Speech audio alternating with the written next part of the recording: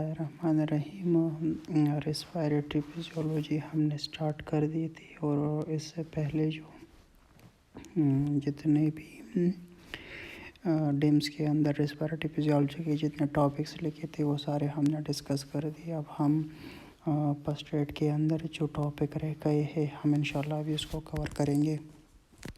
تو response to high altitude, response to high altitude کا مطلب یہ ہے کہ اگر ہیلز یا کسی اور جگہ پر تو ہم جاتے ہیں تو ہمارے باڈی کا رسپانس کیا ہوتا ہے۔ سب سے پہلے ہم دیکھتے ہیں کہ جب بھی ہماری باڈی میں فریکشن آف انسپائرڈ آکسیجن، ٹھیک ہے، FiO2 کا مطلب یہ fraction of inspired oxygen,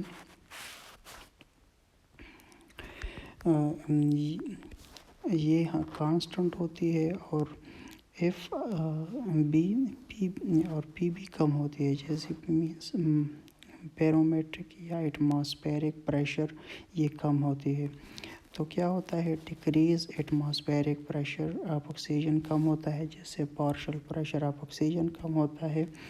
body اس کے رسپانس میں وینٹیلیشن زیادہ ہوتی ہے، کیونکہ جب وینٹیلیشن زیادہ ہوتا ہے تو partial pressure of carbon dioxide کم ہوتا ہے۔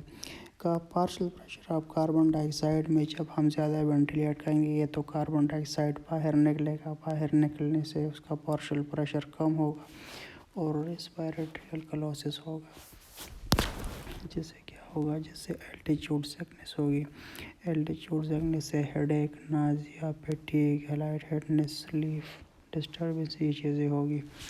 اور کیا ہوگا، کرونک انکریز جو وینٹیلیشن ہے ہائپوکسک کے رسپانس میں، اس میں کیا ہوگا، کڈنی سے ایریتھروپوئٹن ریلیز ہوگی۔ ایریتھروپوئٹن ہمارے ہیموگلوبن اور HCT کو زیادہ کرے گی، ٹھیک ہے۔ اس کو جب زیادہ کرے گی ایریتھروپوئٹن بون میرو کو سٹیمولیٹ کرے گی، اور بون میرو جا کے ہماری RBC اور WBC کو اور HCT کو ہمارے زیادہ کریں گے۔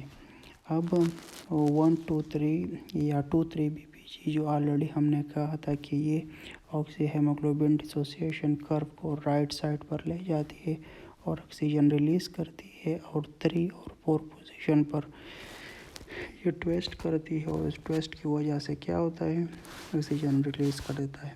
سیلز کیا کرتے ہیں، سیلولر چینج بھی مائٹوکانڈریا کو زیادہ کرتی ہے۔ مائٹوکانڈریا بائی کاربونیٹ کے رینل ایکسکریشن کو زیادہ کرتی ہے، اور یہ ریسپائریٹری الکلوس کمپنسیشن کے لیے کرتے ہیں۔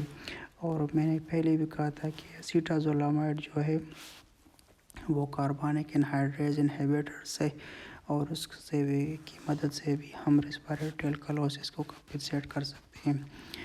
کرونک ہائپوکسک پلمونری ویزو کنسٹرکشن، یہ پلمونری ویزو کنسٹرکشن جو کرتی ہے، اور یہ اس سے پلمونری ہائپرٹینشن ہوتا ہے، اور رائٹ وینٹریکولر ہائپرٹروفی ہوتی ہے، جس کو ہم کور پلمونل کہتے ہیں۔ اپنے ساتھ یہ لکھ لیجئے، کسی بھی ریسپائریٹری پیتھولوجی کی وجہ سے اگر ہارٹ میں فیلئر آ جائے اس کو ہم کور پلمونل کہتے ہیں۔